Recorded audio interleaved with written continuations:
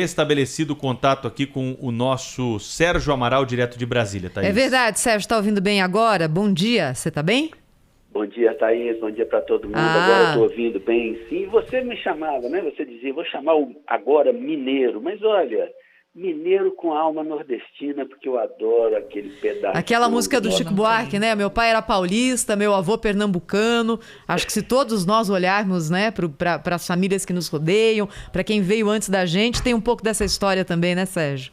Exatamente. E eu, desde que conheci ainda na minha adolescência o Nordeste, olha, aquele é um pedação de chão desse país que eu amo demais. Aquilo é uma maravilha.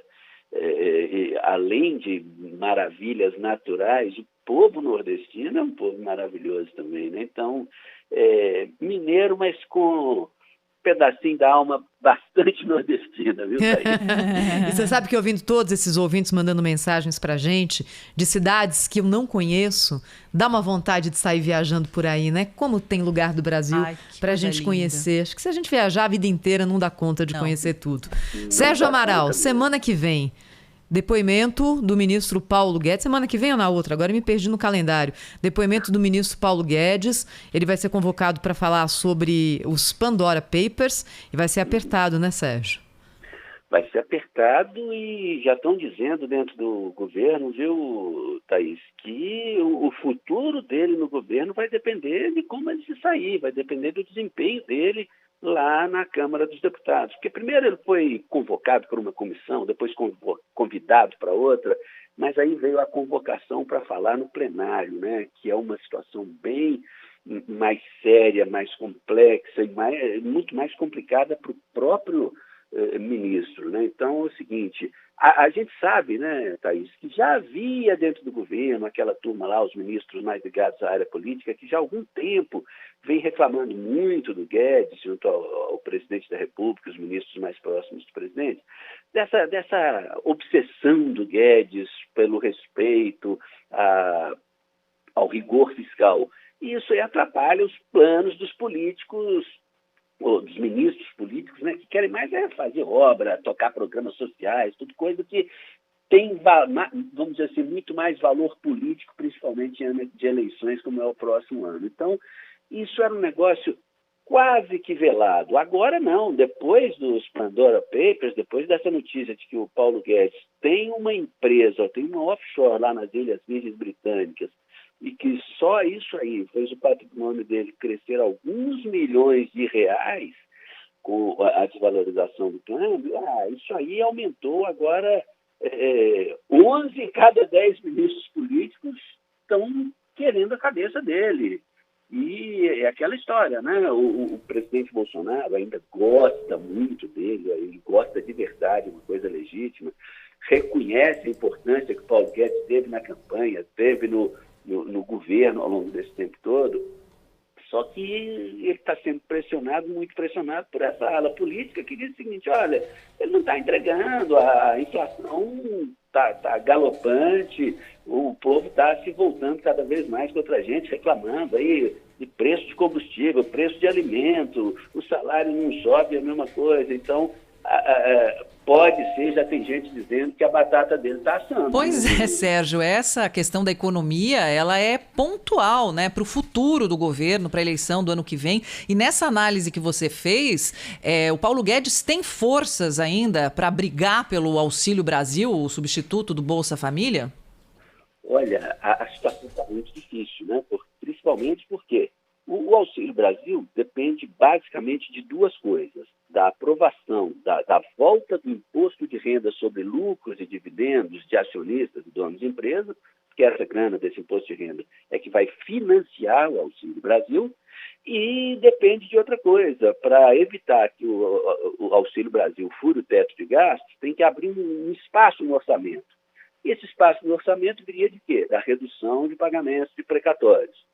Só que a PEC dos precatórios foi apresentada ontem de novo, o relatório, né? O relator apresentou ontem o relatório dele, nada indica que isso vai ser aprovado rapidamente, mas a PEC dos precatórios talvez tenha até um futuro mais promissor do que a volta do imposto de renda sobre lucros e dividendos, porque essa questão que envolve reforma tributária, imposto de renda principalmente, é uma barafunda, uma confusão lá no Congresso, é uma torre de Babel.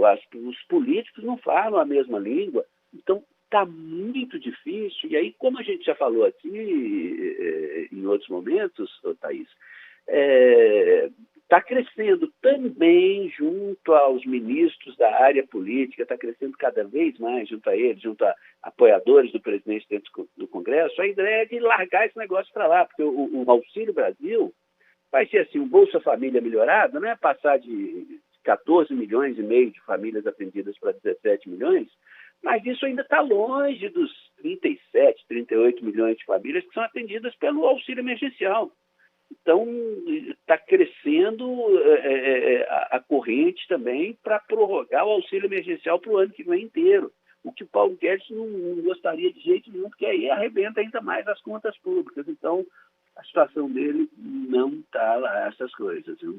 Ô Sérgio, agora, se tem um clima hoje de integrantes do próprio governo Jair Bolsonaro de descontentamento com o ministro Paulo Guedes, deve ter gente de olho nessa cadeira também, que é poderosa, né? O Ministério da Economia centralizou quase tudo, né? O que se diz no entorno do presidente é que um candidato fortíssimo é o presidente da Caixa Econômica Federal, Pedro Guimarães, porque nos últimos meses, já há vários meses, ele tem se destacado como um dos, vamos dizer assim, um dos principais conselheiros paralelos ou informais com relação à economia. Então, ele ganhou muitos pontos junto ao presidente nos últimos meses. Ele topa tudo que o presidente pensa em fazer, ele dá um jeito de viabilizar, ele está junto do presidente, tudo. Só que tem uma outra coisa, será que valeria a pena ele assumir por tão pouco tempo? Tão pouco tempo por quê? Porque o plano A dele, e parece que até do próprio presidente, é que Pedro Guimarães seja candidato no ano que vem a alguma coisa.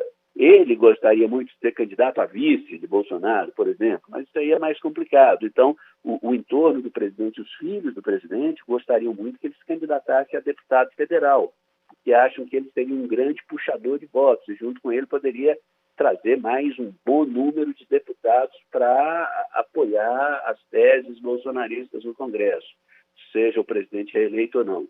Então, ele teria que ficar só até abril, né? Em abril teria que sair do governo para se candidatar a qualquer coisa.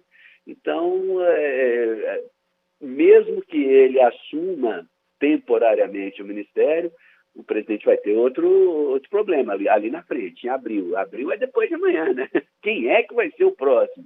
E aí realmente aí a cobra vai fumar, né?